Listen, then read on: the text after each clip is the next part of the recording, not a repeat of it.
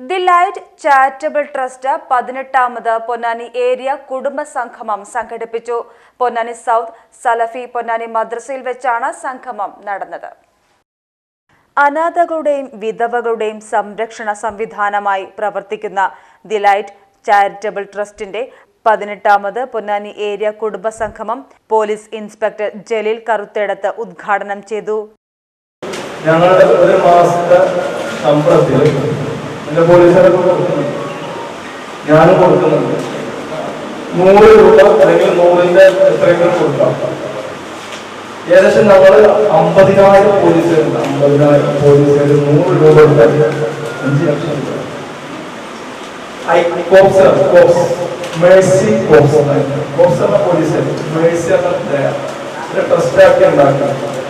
ഞങ്ങൾ പോലീസുകാർക്ക് കുറെ എന്ത് ചെയ്യാറുണ്ട്, സംരക്ഷണം കിട്ടേണ്ട ആളുകളുണ്ട്, മാരകമായ അസുഖങ്ങൾ വന്നിട്ട് മറ്റുള്ള രീതിയിൽ.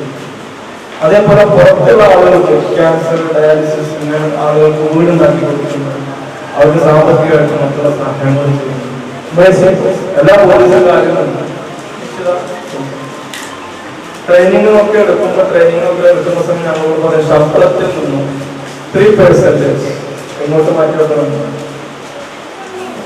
എന്തെങ്കിലും ദാനം ധർമ്മങ്ങൾക്ക് വേണ്ടിയിട്ട് മാറ്റി.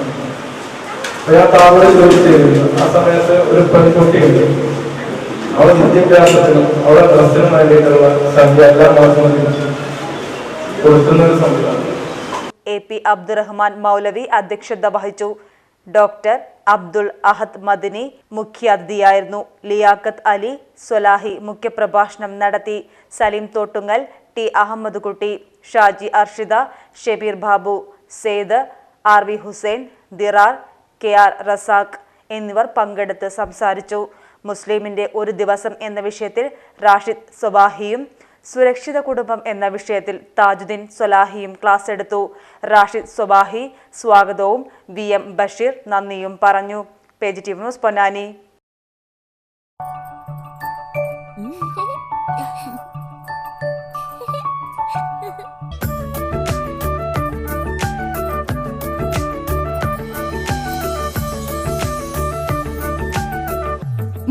വർഷത്തെ വിശ്വസ്ത പാരമ്പര്യവുമായി എന്നും എപ്പോഴും കൂടെയുണ്ടെന്ന വിശ്വാസം.